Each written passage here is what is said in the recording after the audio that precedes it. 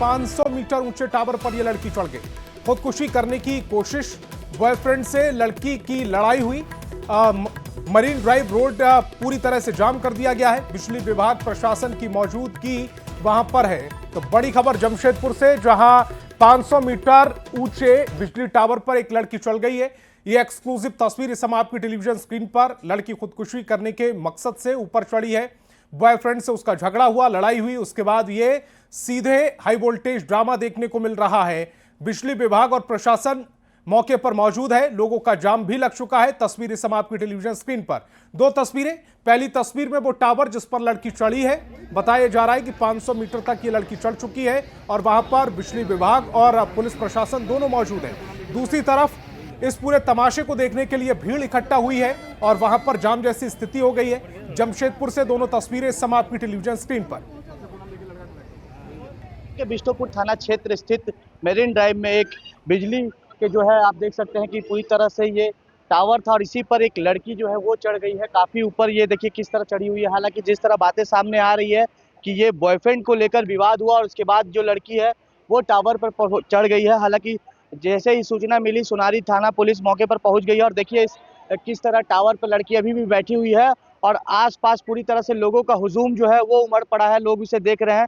हालांकि लड़की की पहचान अभी तक नहीं हो पा रही है। बताया जा रहा है कि पास के ही बस्ती की लड़की है और देखिए किस तरह ब्लैक रंग के टी शर्ट और हाफ पैंट में ये लड़की जो है काफी टावर के ऊपर चढ़ी हुई है और इसमें बिजली का जो है 1,32,000 वोल्ट का ये तार ऊपर से क्रॉस कर रहा है, जो कहीं ना कहीं मौत को दावत देते नजर आ रहा है। हालांकि लड़की लगातार जो है ऊपर चढ़कर रो रही है। हालांकि जिला प्रशासन के लोग लड़की से अपील कर रहे हैं कि नीचे आने की, मगर सबसे बड़ा सवाल ये उठता है कि वो लड़की साफ तौर पर ऊपर से कह रही है कि जब तक हमारा बॉयफ्रेंड नहीं आएगा तब तक वो उतरेगी नहीं। हालांकि लगातार जो लड़की अभी भी देखिए ऊपर चढ़ी हुई है और इसको देखने के लिए बड़ी संख्या में यहाँ लोग भी पहुंचे हुए हैं। हालांकि जिला प्रशासन कैसे भी करके उस लड़की को बचाने का प्रयास कर रही है। हमारे साथ कुछ लोग भी है, उनसे भी जानेंगे कि आखिर क्या हो रहा है। छोटी छोटी बातों पर लड़कियां जो है वो सुसाइड कर रहे हैं और ये सुसाइड का प्रयास कर रहे हैं। लगातार आप जान रहे होंगे यहाँ से कुछ ही दूर में डोबो पुल है, जहाँ पर लगातार लड़कियां वहां से छलांग मार रही है, कूद रही है।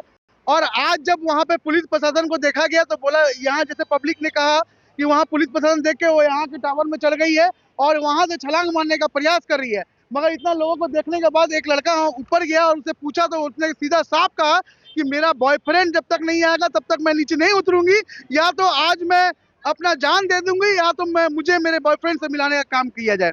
तो अभी जिला प्रशासन यहाँ पहुंचा, आप साफ साफ देख रहे हैं। मगर ये हो क्या रहा है, आज जो बच्चियां इस तरह का हरकत कर रही है, अपने माँ बाप के प्यार को भूलकर, जो व्यक्ति 18 साल उसको बड़ा करता है दूध पिलाकर, जो अपना उसको पढ़ाने के लिए अपना जगह जमीन सब बेच देता है, वैसे प्यार को भूलकर आज बच्चा ऐसे टावर पर चढ़कर जो 1,32,000 वोल्ट के टावर पे चढ़ा है, अगर थोड़ा सा भी इसमें अगर उसको कहीं टच हो गया तो उसका जान बचना क्या, उसका जांच का विषय है। मगर अब देखना यह है कि जिला प्रशासन इसे सकुशल कैसे नीचे लाता है, क्योंकि जिला प्रशासन के लिए एक बड़ी चुनौती है, क्योंकि लड़की जो है वो काफी ऊपर चढ़ गई है और उसको उतारना भी एक बड़ी चुनौती है। मगर अब देखना यह जिला प्रशासन, बिजली विभाग के अधिकारी यहाँ पहुंच गए हैं और कब तक लड़की को सकुशल नीचे उतारा जाता है। न्यूज़ 18 के लिए जमशेदपुर से आशीष कुमार तिवारी। जांच का विषय है, मगर अब देखना यह है कि जिला प्रशासन इसे सकुशल। रांची से बड़ी खबर है। आतंकी आर्शियान पर रेड कॉर्नर नोटिस जारी। सीबीआई के अनुरोध पर इंटरपोल से यह रेड कॉर्नर नोटिस जारी किया गया। जमशेदपुर का रहने वाला है आर्शियान। आईएसआईएस से जुड़ा है। आतंकी आर्शियान आत्मघाती ड्रोन मिसाइल बनाने में माहिर है। डीजीपी ने सहयोग का भरोसा दिया है। रांची से ये बड़ी खबर इस समय आपकी टेलीविजन स्क्रीन पर। आतंकी आर्शियान से जुड़ी ये बड़ी खबर। रेड कॉर्नर नोटिस जारी कर दिया गया है। सीबीआई के अनुरोध पर इंटरपोल से जारी हुआ है। जमशेदपुर का रहने वाला है आर्शियान। आईएसआईएस से जुड़ा है और आत्मघाती ड्रोन मिसाइल बनाने में वो एक्सपर्ट है, माहिर है। डीजीपी ने सहयोग का भरोसा दिया है। झारखंड में अपराध किया होगा तो झारखंड पुलिस करेगी। यदि देश के किसी अन्य कोने में, दिल्ली, राजस्थान, हरियाणा में करेगा तो वहाँ की पुलिस करेगी। तो उसका रिहायशी एड्रेस इंपॉर्टेंट नहीं है, उसने अपराध कहाँ कारित किया वहाँ से होगा। अगर ऐसा रेड कॉर्नर नोटिस मेरे संज्ञान में तो झारखंड से नहीं है, परंतु आप कह रहे हैं तो हम इसको सत्यापित कर लेंगे। मेरी जानकारी में झारखंड से ऐसे किसी व्यक्ति का रेड कॉर्नर नोटिस नहीं निर्गत किया गया, परंतु आप बोल रहे हैं हो सकता है किसी अन्य राज्य की पुलिस के द्वारा ऐसा किया गया हो।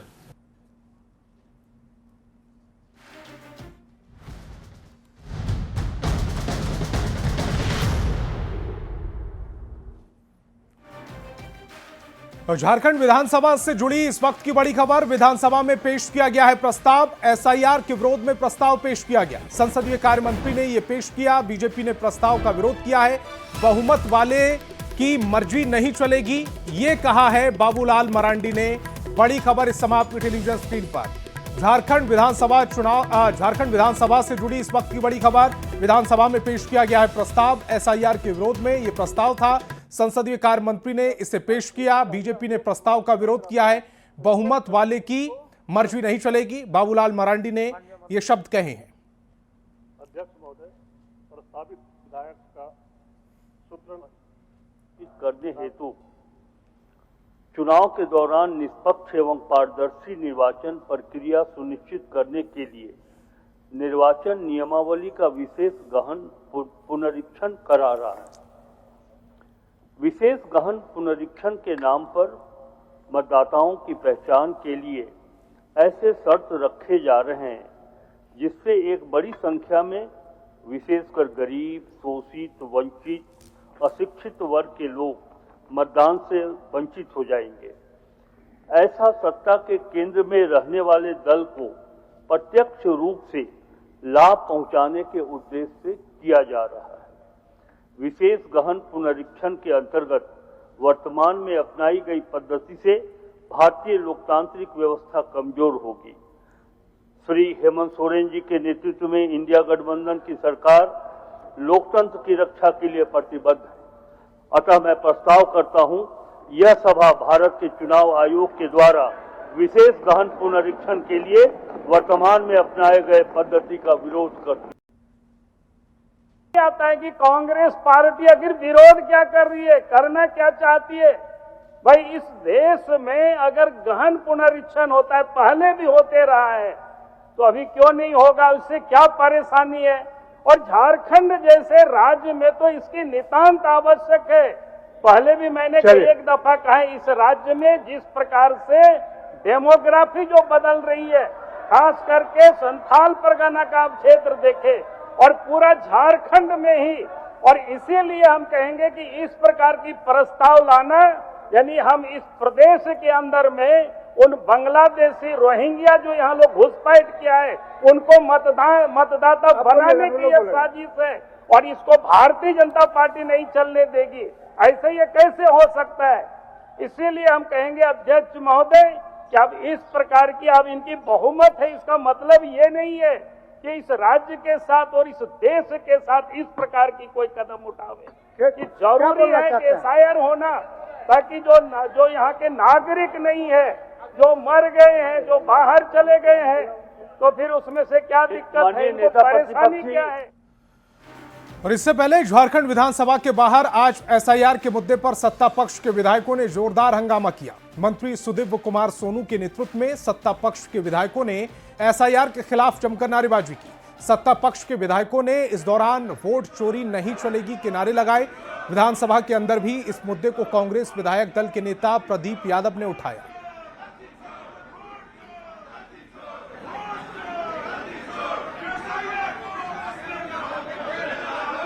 बाबा साहब ने इस संविधान के तहत हमें एक वोट का अधिकार दिया। अध्यक्ष महोदय, हम वंचितों को, दलितों को, पिछड़ों को, आदिवासियों को, अल्पसंख्यकों को, इस देश के एक लोगों को, चाहे वो अमीर हो, गरीब हो, लाखपति हो, खाकपति हो, और उस वोट के अधिकार की ये चोरी कर रहे हैं वोट चोर लोग। ये हमारी वोट की चोरी कर रहे हैं। अध्यक्ष महोदय, एसआईआर के माध्यम से हम एसआईआर का विरोध करते हैं।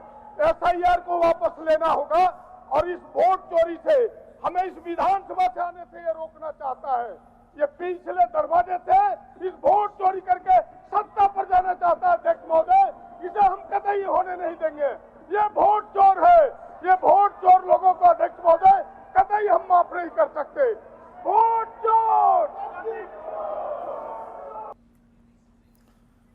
और एसआईआर के मुद्दे पर झारखंड में सत्ता पक्ष और विपक्ष आमने सामने है। सत्ता पक्ष का आरोप है कि एसआईआर के बहाने इंडिया गठबंधन के वोटर्स के नाम काटे जा रहे हैं, जबकि बीजेपी का कहना है कि घुसपैठियों के वोट को बचाने के लिए यहां सत्ता पक्ष के लोग हंगामा कर रहे हैं। आयोग का बचाव कर रहे हैं, तो ये स्पष्ट है कि ये जोड़ी क्या कहलाती है। आरोप चुनाव आयोग पर लगते हैं और भाजपा के प्रवक्ता आकर सफाई देते हैं, ये इनके उन कुत्सित संबंधों को उजागर करता है जिसमें ये भारत के संविधान को न मानते हुए मताधिकार के अधिकार को से जनता को वंचित करना चाहते हैं। मैं ये पूछना चाहती हूँ भाजपा से कि हर चुनाव के पहले, चाहे वो विधानसभा चुनाव हो या फिर लोकसभा चुनाव हो, ये कैसे हो जा रहा है कि अचानक बहुत सारे लोगों का नाम जुड़ जा रहा है और फिर अचानक आप सब लोगों का नाम काटने के लिए तैयार हो जा रहे हैं। तो जो प्रक्रिया है, जो एजेंसीज है, वो सही अगर नहीं काम कर रही हैं तो इसकी भी जिम्मेदारी भाजपा की है। 11 साल से केंद्र में है, इलेक्शन कमीशन इंडिपेंडेंट एजेंसी है, लेकिन वो सही काम कर रही है कि नहीं काम कर रही है, ये देखने का काम सरकार का है। और आज बाहरी लोगों का भय दिखा करके या उनका नाम लेकर के जो वोट चोरी का वो प्रयास कर रहे हैं, वो हम लोग किसी हालत में सफल नहीं होने देंगे। क्या ये बांग्लादेशियों को यहाँ वोटर बनाया जाए? क्या पूछे उन लोगों से, बतावे अगर कोई गलत वोटर चढ़े हैं बांग्लादेश से आकर, क्या मतदाता सूची में नाम चढ़ाए जा रहे हैं, तो क्या ये लोग चाहते हैं कि उन लोगों को भी मतदाता बनाया जाए, उनको भी भारत की नागरिक बनाया जाए?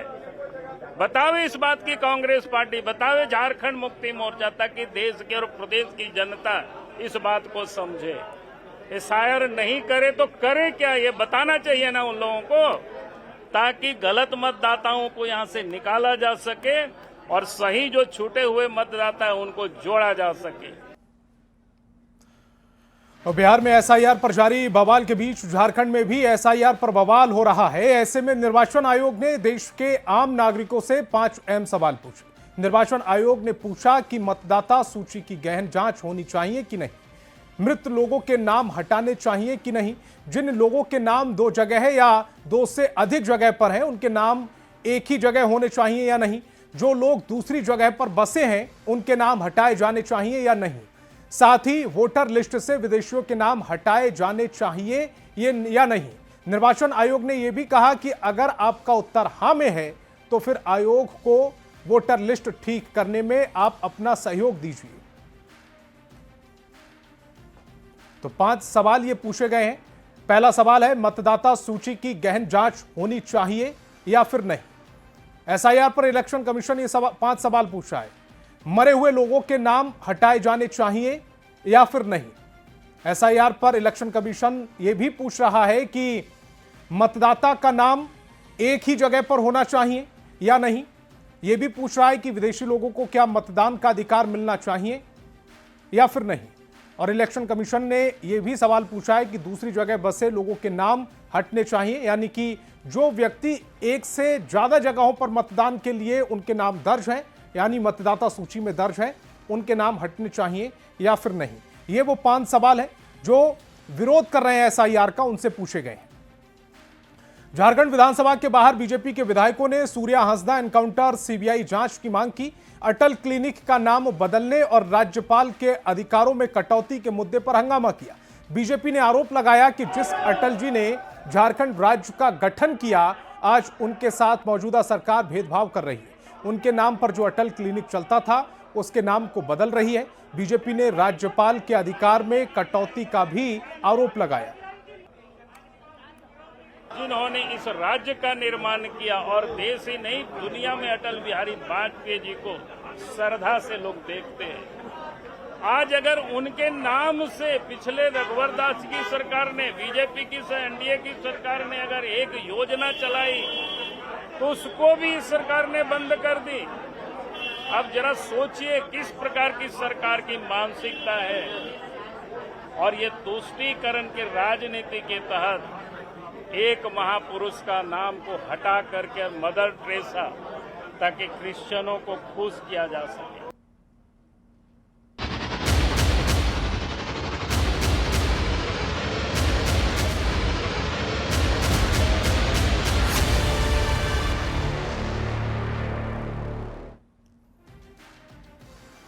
खबर बोकारो से, जहां अमलाबाद ओपी में तैनात हवलदार दामोदर नदी की तेज धार में बह गया। गोताखोरों की टीम ने हवलदार मधुसूदन प्रसाद की घंटों तलाश की, लेकिन उसका कोई पता नहीं चल पाया। अब एनडीआरएफ की टीम को बुलाया गया है। हवलदार के परिवार वालों को सूचना दे दी गई है, लेकिन जिस तरह से बारिश अब आफत बनती जा रही है, लोगों की चिंताएं भी बढ़ती जा रही हैं।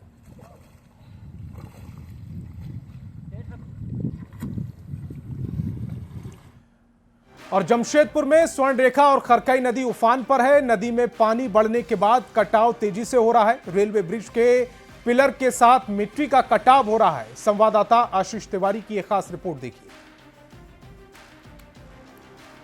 झारखंड में इस बार रिकॉर्ड तोड़ बारिश हो रही है। जहां बारिश ने कई सालों का रिकॉर्ड तोड़ा है, तो वहीं दूसरी तरफ बारिश जो है झारखंड के 24 जिले में आफत लेकर आई है। जमशेदपुर की बात करें या सरायकेला की बात करें तो लगातार दोनों नदियां स्वर्णरेखा और खरकई नदी उफान पर है। और इस उफान के चलते जहां बस्ती इलाकों में बाढ़ का पानी जो है प्रवेश कर गया है, तो वहीं दूसरी तरफ अब नदी का कटाव भी काफी तेजी से हो रहा है। तस्वीर में एक दिखाने का प्रयास करूंगा, जहाँ आप देख सकते हैं कि ये जो है रेलवे ब्रिज बना हुआ है। रेलवे ब्रिज सरायकेला और जमशेदपुर को जोड़ता है और इस रेलवे ब्रिज से जो यात्री ट्रेन है, मालगाड़ी ट्रेन है, वो गुजरती है। मगर आप साफ तौर पे तस्वीर देख सकते हैं कि ये खरकई नदी की जो स्थिति है, जिस तरह तेज रफ्तार पानी जो है उसके बहाव के चलते मिट्टी का जो है कटाव काफ़ी तेजी से हो रहा है। और आप देख सकते हैं कि ये रेलवे ब्रिज के ठीक पिलर के नीचे आप देख सकते हैं कि पिलर के नीचे 200 से 300 मीटर दूर जो मिट्टी का कटाव हुआ है, वो कहीं ना कहीं पिलर को कमज़ोर करता दिख रहा है। तस्वीर आप साफ तौर पर ये देख सकते हैं कि कहीं ना कहीं ये खतरे की घंटी भी बज रही है। जिस तेजी से मिट्टी का कटाव हो रहा है, पिलर के नीचे से मिट्टी की कटाव हो रही है, तो कहीं ना कहीं ये जो रेलवे ब्रिज है ये कमजोर होगा। और अब देखना यह है कि रेलवे विभाग इस मुद्दे को लेकर कब तक ठोस कदम उठाता है और पिलर के दोनों तरफ मिट्टी का भराव किया जाता है, जिससे एक बड़ा हादसा होते होते टल जाए। न्यूज़ 18 के लिए सरायकेला से आशीष कुमार तिवारी।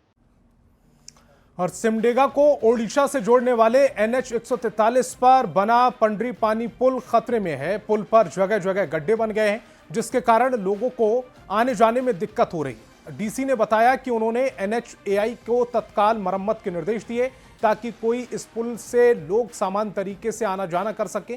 तस्वीर भी देखिए। तो इस बुलेटिन में फिलहाल इतना ही। आप देखते रहिए न्यूज़ 18 बिहार झारखंड।